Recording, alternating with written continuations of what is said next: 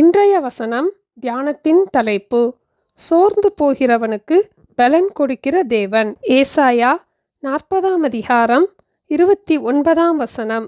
சோர்ந்து போகிறவனுக்கு அவர் பலன் கொடுத்து சத்துவமில்லாதவனுக்கு சத்துவத்தை பெருக பண்ணுகிறார்.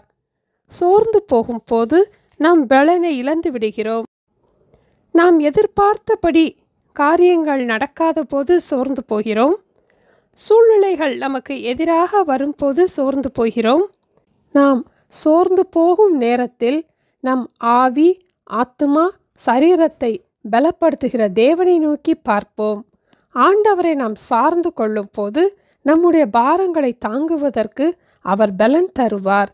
எலியா நம்மை போல பாடுள்ள மனிதனாக இருந்த போதிலும் கருத்தாய் ஜெபம் பண்ணினார்.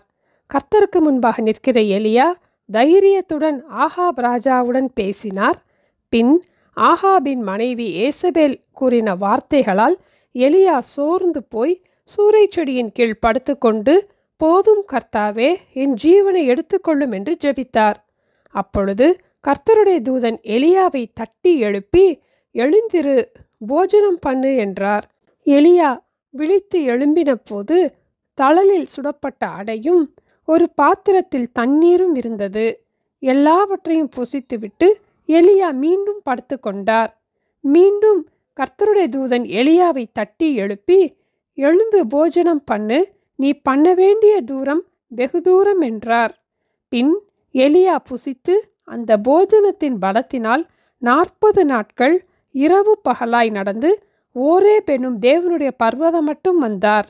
அங்கு கர்த்தருடைய வார்த்தையை எலியா கேட்டபின் எலிசா தீர்க்கதரிசியையும் ராஜாக்களையும் அபிஷேகம் பண்ணுகிற தேவ பலனை பெற்றுக்கொண்டார்.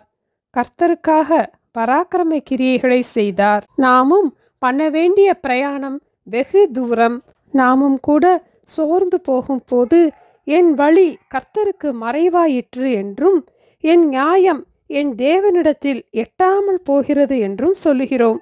ஏசாயா 40 அதிகாரம் 27 வசனத்தின்படி நாம் அவ்வாறு கூறினாலும் நமக்கு பலன் கொடுக்கிற தேவன் எப்படிப்பட்டவர் என்பதை அடுத்த வசனத்திலே நாம் வாசிக்கிறோம்.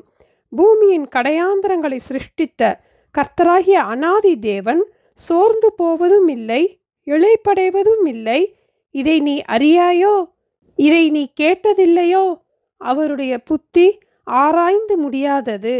நாம் சோர்ந்து போகும்போது நாம் பிழைப்பதற்கு தேவனுடைய வாயிலிருந்து புறப்படுகிற வார்த்தையை அனுப்பி நம்மை பலப்படுத்துகிறார். மற்றவர்கள் நம் மூலம் தேவ பலனை பெற்றுக்கொள்ள நம்மை பயன்படுத்துவார். தேவனுடைய வாயிலிருந்து புறப்படுகிற ஒவ்வொரு வார்த்தையினாலும் பிழைப்பான் என்ற வசனத்தின்படி நாம் சோர்ந்து விடாதபடி நம்முடைய பலனை மீண்டும் புதிதாக்குகிறார்.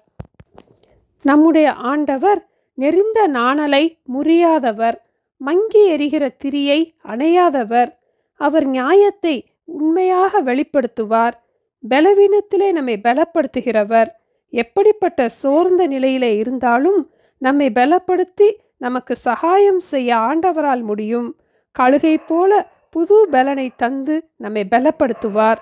சோர்ந்து போகிறவனுக்கு அவர் பலன் கொடுத்து சத்துவம் இல்லாதவனுக்கு சத்துவத்தை பெருக பண்ணுகிறார். ஜெபிப்போமா? எங்களை நேசிக்கிற எங்கள் அன்பின் ஆண்டவரே, எலியாவை போல நாங்களும் பண்ண வேண்டிய பிரயாணம் வெகு தூரம் அப்பா. எங்களுடைய பாதைகளிலே நாங்கள் சோர்ந்து விடாதபடி எங்களுக்கு வேண்டிய பலனையும் கிருபைகளையும் தந்து எங்களை பலப்படுத்தி வழிநடத்த வேண்டுமாய் இயேசுவின் நாமத்தில் ஜெபிக்கிறோம் பிதாவே. ஆமேன். Thank you. Have a blessed day.